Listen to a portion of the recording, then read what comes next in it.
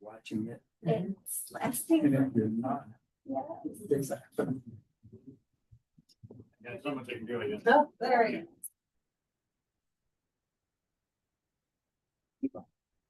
Oh, yeah, rain. Rain. Yeah, we all, Someone's else. yeah,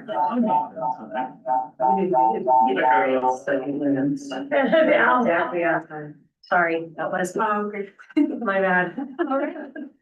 6 o'clock, we'll go ahead and get started. Maria, can you please call the roll? Chair Schwartz, Present. Vice Chair Evers, Present. Commissioner Jacobs, Present. Commissioner Dreisman, Present. Commissioner Wingart, Present. and Commissioner Scott. Present. Great. Full house. So next agenda item is just approving the agenda as presented. So moved. Thank you. Is there a second? I'll second. Commissioner Stubb. All right, we'll go ahead. All in favor? All right. And any audience business unrelated to the public hearing? I don't think we have. So we'll go ahead and enter the public hearing part of our agenda, resolution 2025-20 PCDC. A resolution of the Town of Lyons Planning and Community Development Commission recommending approval of a major development plan for the property at 402 Main Street to allow a 2-story commercial and office building. So we'll go ahead and start with the staff report, please. Thank you, Chair Schwartz and PCDC members. I am going to do a fairly brief presentation for you. The majority of what I'm going to cover is in the staff report, but we're going to save more of the presentation time for the applicant, just so you can hear a little bit more about their goals for the property. So again, tonight you're here to consider a resolution approving, or excuse me, making a recommendation for a major development plan for 402 Main Street.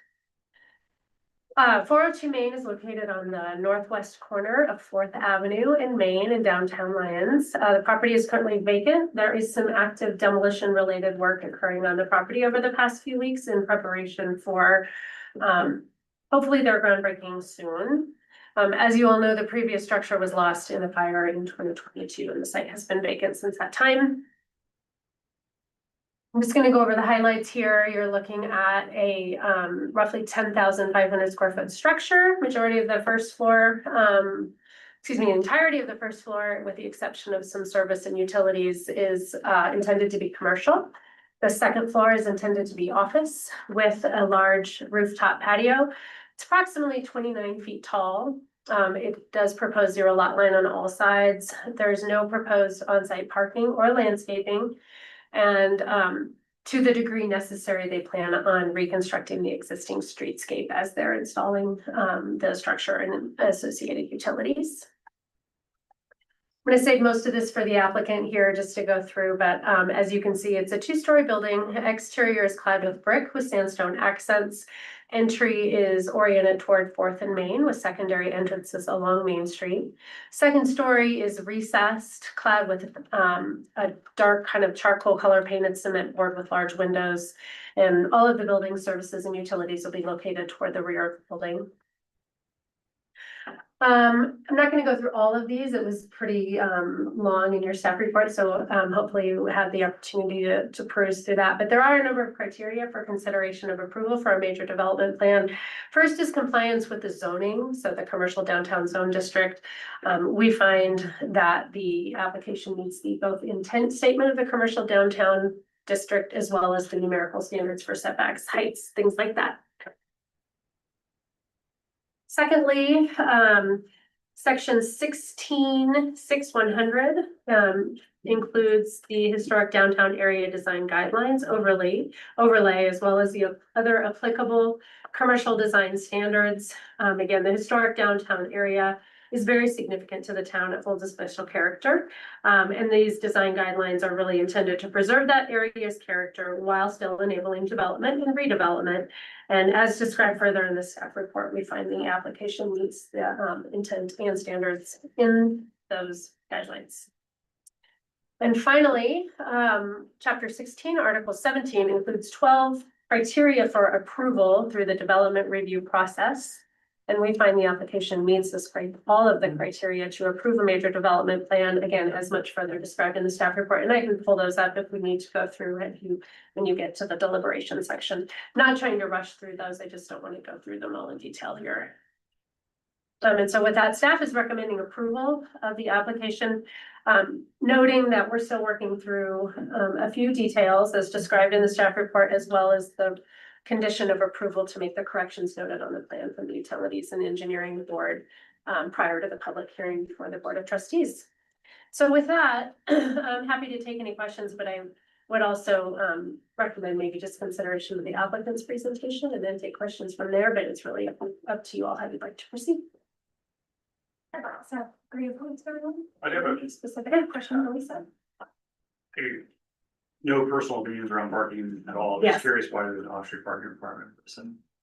That's a great question. So we can go through the standard, but as described further in the municipal code, within the historic area, in this particular area, off-street parking is not required for sales tax generating uses, which is essentially the entirety of the first floor. The second floor office does require parking. However, the code allows adjacent on-street parking to count toward the off-street requirement. And from a numerical mathematical standard, it meets that requirement. So I believe it's one space for every 500 square feet. And They said there's six, so I said, and you need 5. Yeah. So, and there is a comment from the utilities director just to verify the length of that and relocation of that drive. So even if it turns out that that isn't feasible. So from staff's interpretation of the code, we do not find that off-street parking is required with this application. Mhm. So the other question, so they're talking about the drive to Miami, they want to move. They would have relocated a little further north. Okay, so push it, okay, we can still affect their parking probably a little bit, or. I can pull up an aerial and I can get that answer for you, while the applicant is doing the presentation of theirs. Shall we proceed? And I'm happy to take further questions once you've had a chance to hear from the applicant too, and we can kind of do them all together if that's easier. All right.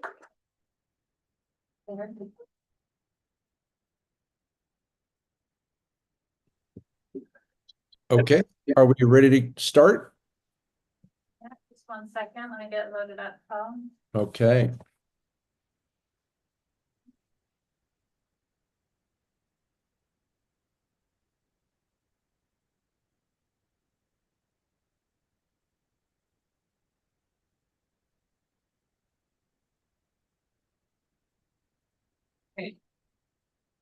Ready to jump in? Okay, we're ready. First of all, I just want to thank the PCDC for your time today. And I have to do a special shout out to Lisa, Victoria, and Aaron for all of the support and sort of getting us to this place. And then I believe, I can't quite see everybody, but I believe Sarah Lorraine is in the room, and super grateful for Matt Davis, our architect on this project, who I think will share the bulk of our design, but just really grateful for the time. I think I remember back when I was doing a pitch for the water treatment plant, I shared a quote from Wendell Berry, where Wendell Berry says that there's no such thing as sacred and unsacred places, only sacred and desecrated.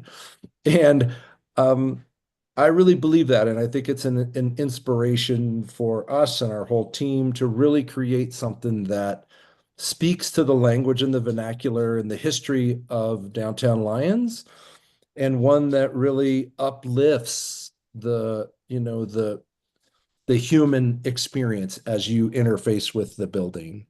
And we're really happy with the design and grateful for Matt and his team, and he'll share a little bit about that and much more in detail. But that's yeah, I think we're at this threshold of all of this. Still a lot of moving parts, still lots of challenges to overcome, but we're excited about where we are. So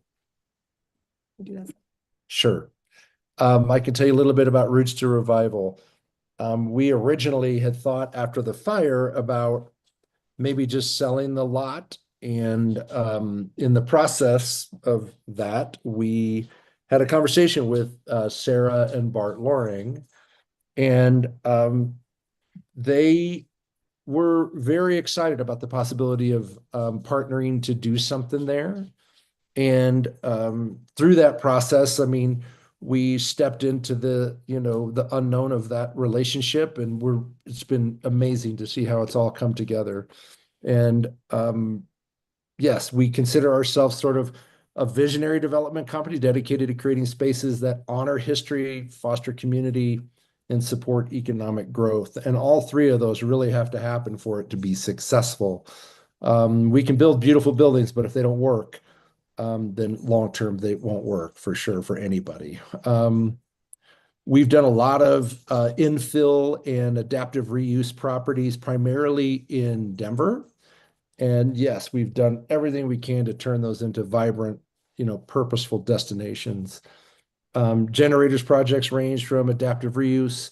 We've done everything from old churches to old mortuaries to old gas stations to just literally old brothels in downtown Denver.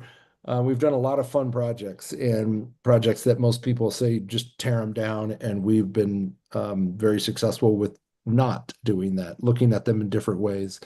Actually, I think it's the physical obsolescence of old buildings that excites me the most.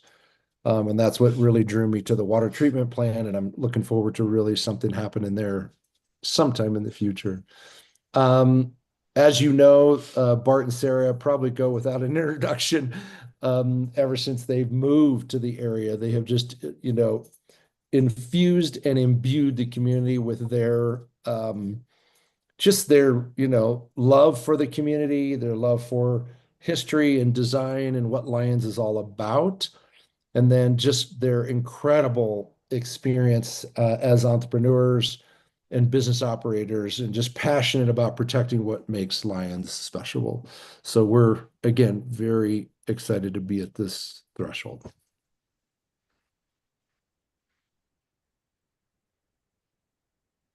Still me. Okay. Project overview, development of a two-story mixed-use commercial building, complementing historic downtown Lions aesthetic. Key objectives: recognize, the commission's charged to uphold Lions design guidelines and Main Street character, and our design is intentionally aligned with those standards. We hope that you agree with that. But yeah, that's the plan. Property, we did purchase it in 2022. I think it was December 6th, I think. And 7, 8 days later, of course, we all know the story. It burnt down to the ground. Sadly, it had 8 businesses in it. And the saddest part of it all is that it was right before the holidays and everybody had just stocked up and were very excited. We walked every single, business, and we, got to know everybody, and it just, I mean, the whole thing was just devastating. The challenges, unfortunately, the fire led to full demolition. It took a year to get a demolition permit because the building did have asbestos, and we had to go through a lengthy and costly process to get the building demoed. And as you know, we finally got there. We didn't know what the extent of the damage was going to be to the basement until we got it all cleared out.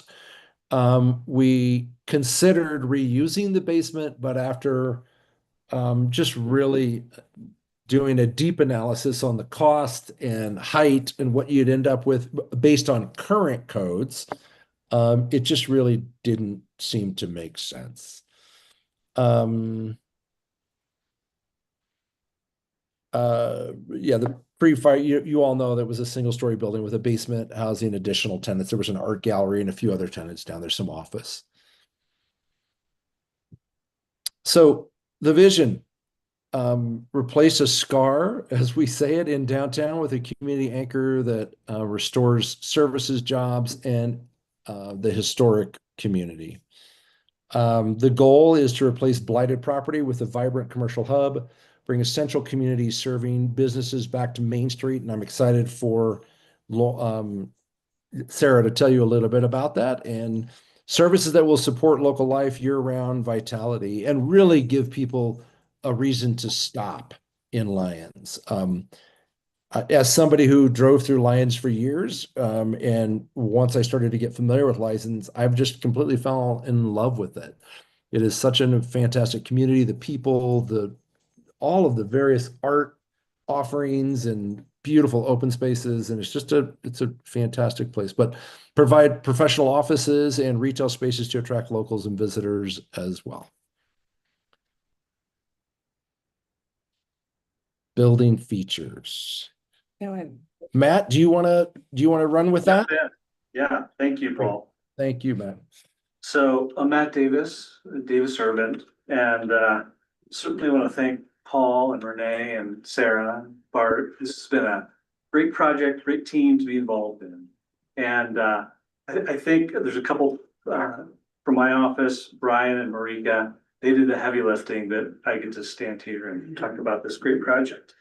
And like Paul said, we hope as we go through this, we feel this is a beautiful building that's appropriate for downtown Lyons.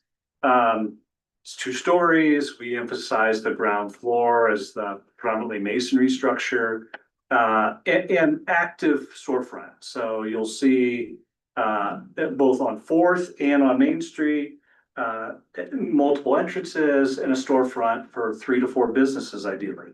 Second floor, I think another thing Paul touched on is the flexibility. We've designed the second floor in the short term to be co-working. So I think that's a great use for this space, but flexibility in the future for both the first and second floor, we'll get to as we get into more detail on the design.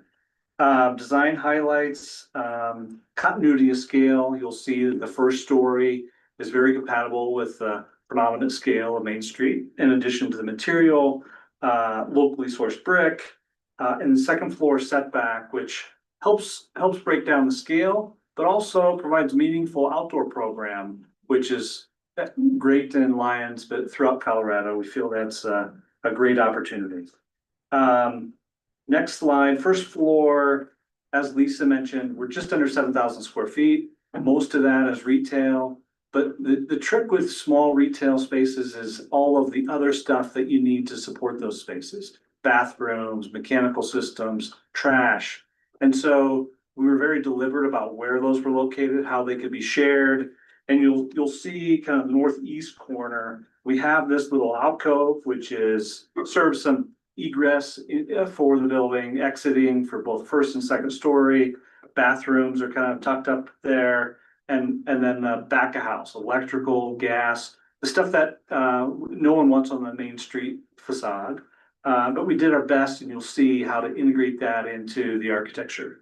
The southwest corner, again, it looks like the rest of the storefront articulation, but that's the primary entrance to the second floor co-working or whatever a future use might be. Second floor is just about 50% of the first floor, 3,600 square feet. Setback, a little under 20 feet on Main Street and about 22 feet along 4th Avenue. And we really imagine that outdoor space as a valuable program. If it was a future restaurant, we think that's an amazing space.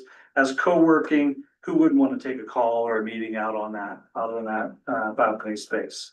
I think that the flexibility is key, both in first and second floor and the size of the spaces. It's designed to be subdivided in a way that is compatible for tenants under 1,000, or someone could certainly take the whole floor. We feel that's probably unlikely, so we designed that flexibility.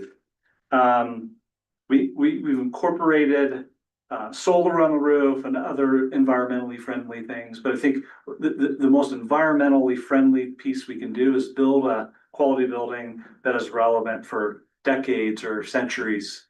And we hope we're headed in that direction. Hope you agree.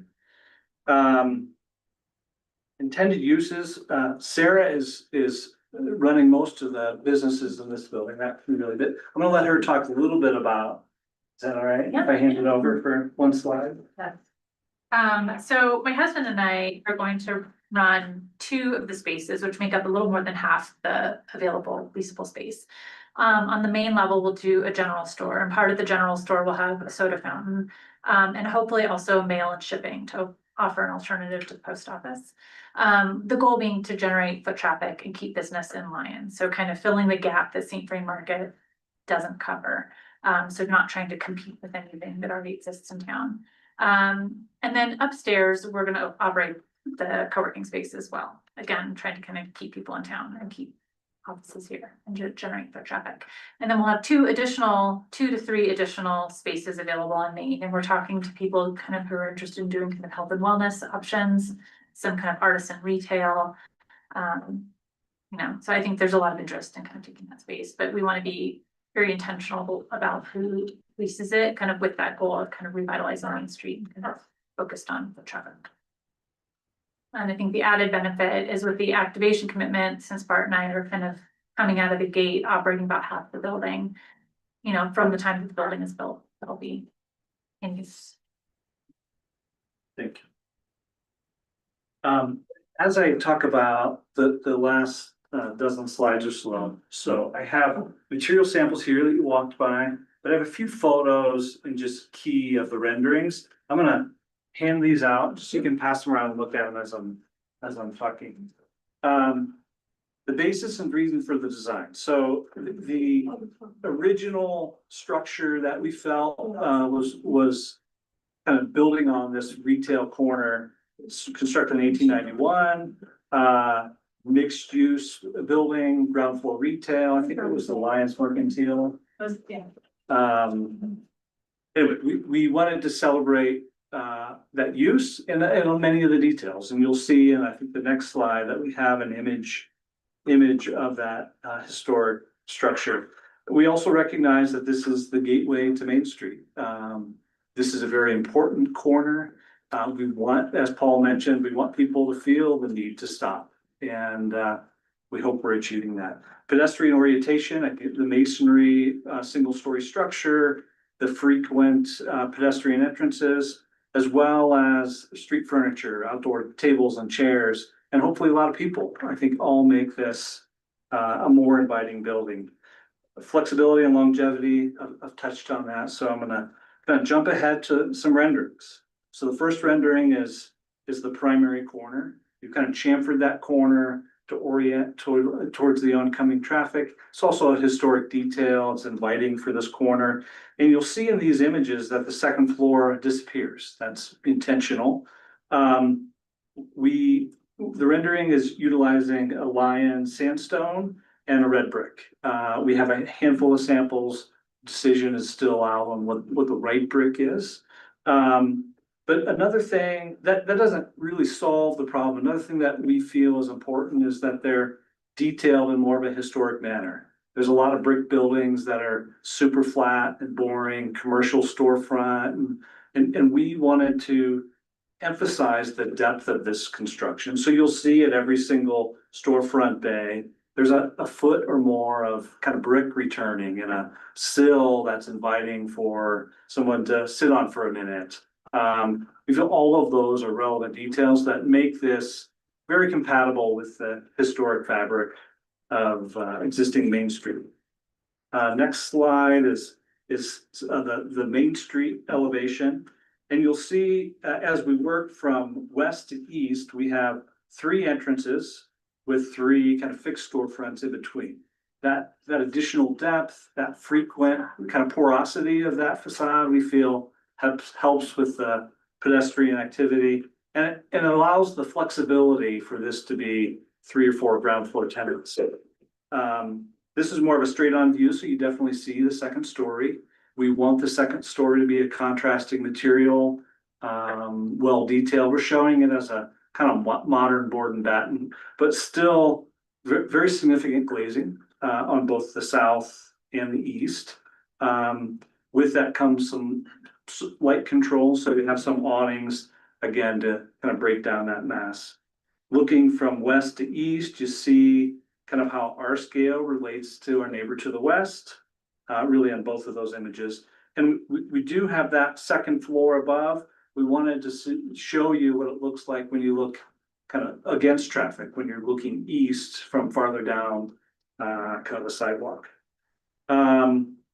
It's always, as we've worked with Paul, it's always important to think about all four sides, and certainly fourth is a very important facade. Those same details wrap around. The one bay that just doesn't have storefront is more back of house, so that's where the dumpsters are located.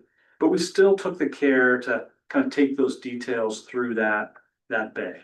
One thing that has likely changed is we've designed those four east-facing kind of storefront bays to be flexible if you needed to divide it. And it's most likely that the kind of northernmost bay will have a door and an active entrance on that edge as well. North is an important elevation to consider. That's the next slide. And we continue the brick back about a third of the way through that north elevation. And that area is also needs to house electrical panels and doors into trash enclosures. It's back of house, but we still wanted to make it feel an important part of the architecture. It will be visible, especially with the adjacent parking lot. And the mural that you see is a result of building code. We're at that particular location. We're building to the property line. There could be a neighbor, inches away at some point. So we want that to be, something fun in the interim. So that's what we're showing there. And then the second floor does step back again, which allows us to have some glazing on that north side. Yes. So next slide is some aerial views, kind of looking down at this great patio space, a rooftop full of solar. Significant area. I think Lisa said it's 2,600 square feet. Room for lots of meetings and lots of activity. Right now, the program with co-working is that conference rooms kind of hug the east edge and have that indoor-outdoor opportunity as important meetings are going on. 16 in the next slide is, we kind of studied long and hard what the right materials were. And we knew sandstone was always a factor. We wanted to celebrate it. There's a cost with that. And so we looked at multiple options. The option on the left is really an all sandstone structure. It's difficult. And so where we are heading is more of a hybrid. It has the brick, has the sandstone, kind of marries both traditions. We feel it's equally successful. And it is appropriate for kind of where the budget needs to be. Still very expensive, but anyway, we wanted to show both because it's not absolute that is going to be brick, but very, very likely. So as we finish up, and I'll probably also briefly go through design guidelines as Lisa did, but happy to answer questions. We hope this is a model of how to comply with, Lions Main Street design guidelines. We address scale, address materials. We want this to be a very active pedestrian environment. The inset entrances. Anyway, again, I'm happy to get into more detail, but don't want to be too long-winded. Materials and detailing, again, more design guidelines. The scale, the rhythm, we feel we're picking up on the pattern. But one of the things that is notable as you look down Main Street west of 4th is there aren't many sites that have 100 feet. And so it was important for us to articulate the structure so that it was relatable to building that's 35 feet or 50 feet, which is the predominant scale on the rest of Main Street. Across the street, I believe it's a 75-foot structure, but it's also broken down into bays. And so we have basically a 12-foot bay that works very nicely with masonry, details, storefront. Anyway, as we wrap up, I'm going to let Paul or Sarah talk about community benefits. Happy to, but I thought might be a couple last comments from Paul or Sarah. Sure. No, I think it'd be Sarah. So the community benefits, I think obviously property value increase to increase the tax base and sales tax revenue from that. We should be creating jobs. There could be up to 5 new businesses offering both full and part-time positions. Social and cultural, we want to reinforce Lyons as a thriving town. Obviously, the hole in the corner isn't doing much for that right now. And we desperately want more foot traffic on Main to support all of the other businesses. And we want to bring some of those essential everyday services back to Lyons. I feel like we kind of keep losing them slowly but surely. So we'd like to add some back. And then we really want to support heritage tourism and kind of that Main Street charm for the 4 million annual visitors passing through. We would like Lyons to be a destination, not a pit stop, or even just a more frequent pit stop. This kind of thing. And in terms of project support, earlier this year, we applied for a tax credit with the Office of Economic Development from the state. We unfortunately didn't get it. But as part of that, I was garnering support from local businesses. And so we kind of talked with a lot of local business owners and organizations. And they're supportive of this. They're excited about what we're doing. And, you know, we want to collaborate with kind of the town on the whole, because I think we all want this. And then in conclusion, you know, I think Matt and his team have done an amazing job designing a building that looks like it belongs on Main Street. And I think a lot of you know that I'm on the Historic Preservation Commission, so that's something I care very deeply about.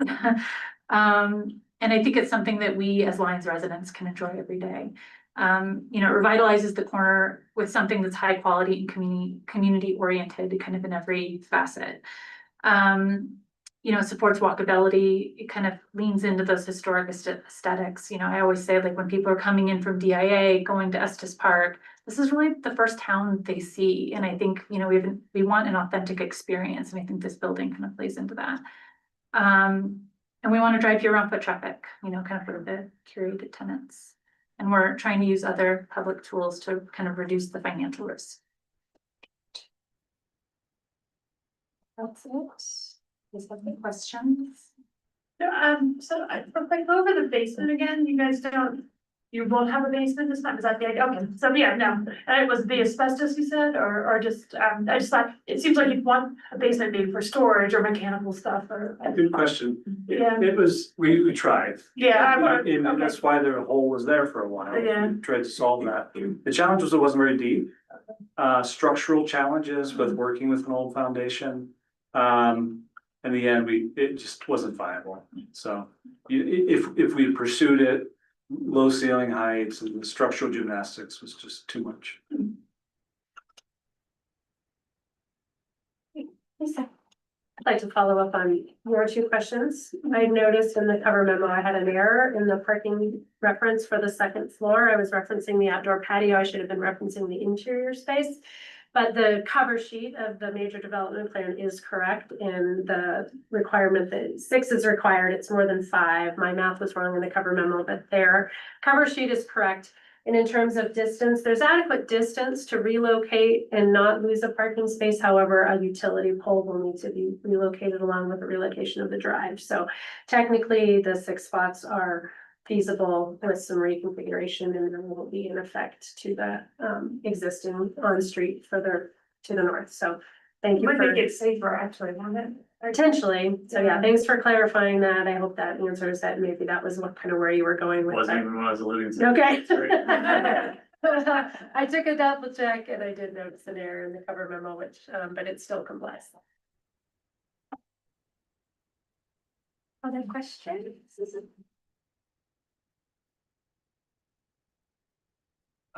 Yeah, I was curious about I think it shows up on the 2nd floor plan potentially, but there was a drawing that shows some landscape out front on the streetscape. I can't find it in the architectural packet, so I was wondering if that was something that was just for our presentation or if that's something.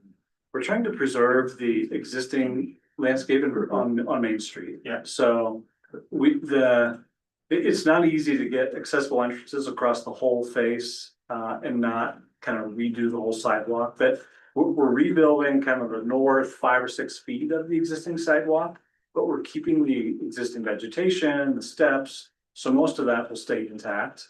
There might need to be some plant replacement. The goal is that stays intact. We have additional vegetation shown like in planters on the roof deck, but that's probably not what you're talking about.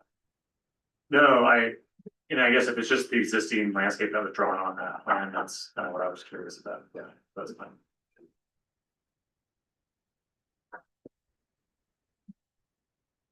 Well, thank you. Any other questions? Okay. Well, thank you very much. So this is now a time when we. If you want to take, The public hearing officially. So 6:34.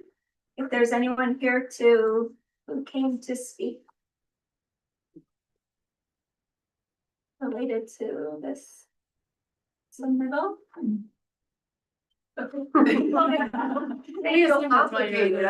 It's just so fun. And I'm not gonna yell, I'm Kay Sparks, I'm with the Housing and Human Services. This is exciting for us, disappointing because we really wanted some housing here, but you know, life goes on and this is really cool. I don't think we could get a lot better than this in terms of fitting in, being functional, utilitarian, ecological, sustainable, all the things that we go for, so. You're not gonna hear anything bad from us. Anyone else in the audience? That's my husband. Oh, yes. Okay. Probably the worst. All right, then we'll go ahead and close the public hearing at 6:36. And I'll entertain a motion. And again, we're just The discussion. it's we'll do that after we take the motion. Okay. But no, we're really just recommending the approval of the major development plan for 402 Main Street. I'll move for approval of and recommendation to the board of trustees of 402 Main Street plan. Thank you. Is there a second? Thank you. Any discussion?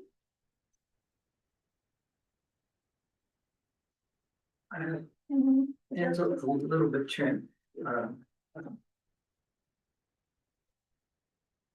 not exactly on topic, but a question for Lisa. To what extent did the design guidelines work in your opinion? Are they sufficient? Are they are they both sufficient and not over directed? I think that's a really fair question, and I think, I'm happy to dive into that more offline, but relative to this application, to be honest, this was the first time I've applied the design guidelines. And I appreciated, I thought the clarity in language, and then I think as I was looking through this application, it was evident to me that either by luck or by really deliberate going through the design guidelines, there was a lot of, as you saw in my cover memo, where they outlined it. So my opinion is that the design guidelines that you wrote, to the degree this team followed them, led to a really great design. But I would be happy, now that I'm a little more familiar with how they have been applied, maybe we can have a conversation, kind of outside of this application. But in my opinion, they worked really well and led you to a great outcome here, should this continue forward with approval. Commissioner Scott? I have another general question. So this is, the second floor is what requires the parking, right? Yes, because it's not sales tax generating. Yeah, so in the future, if we're having more second floor businesses, they'll have to find more parking, yeah.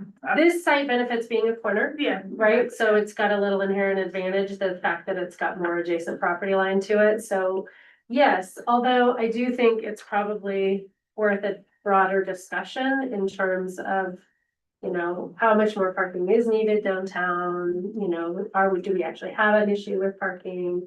To what type of uses do we want to incentivize for redevelopment? Because I don't know that we would want parking, on-street parking or off-street parking to be a barrier for development, but.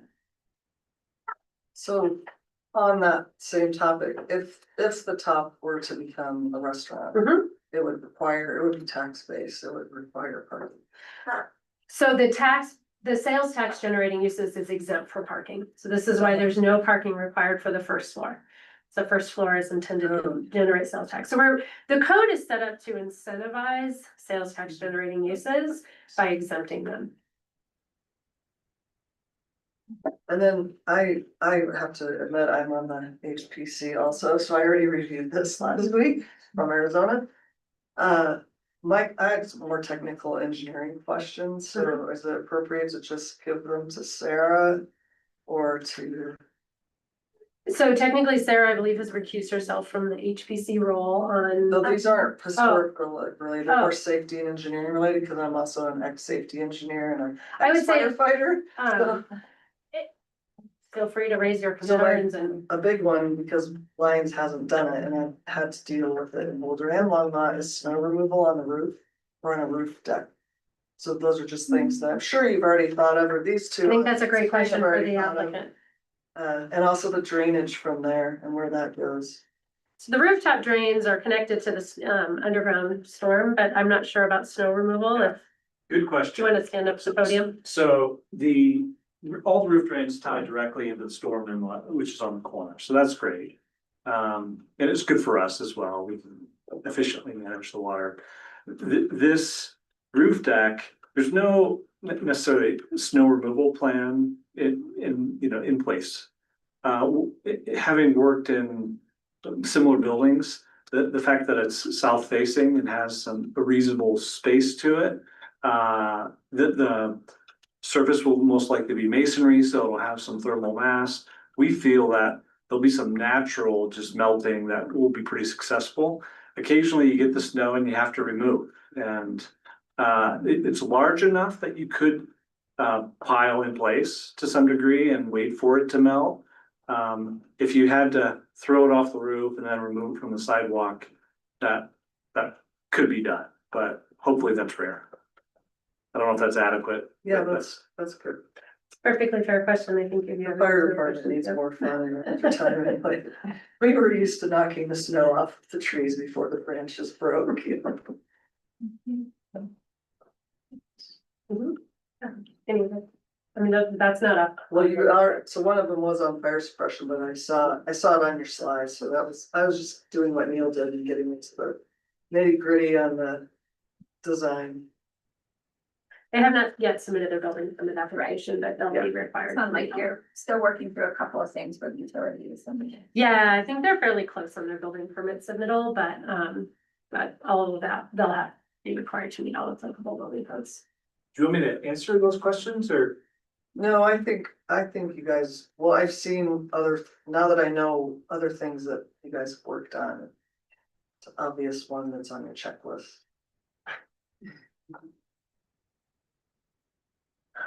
All right, any further questions or comments? All right, we'll go ahead and go to vote for. If you could just clarify that the motion includes the recommended condition in the resolution by staff. There was one recommended condition that the utilities plan be updated just with the UEB's comments. The 1 inch to the 1.5. There were a few minor technical, they're not substantive in terms of, the changing what you're considering tonight. Go ahead. I will modify my motion for approval to include the UEB recommendations. Thank you. Yeah, okay, And I second the modified. thank you. All right, we'll go ahead and go to vote.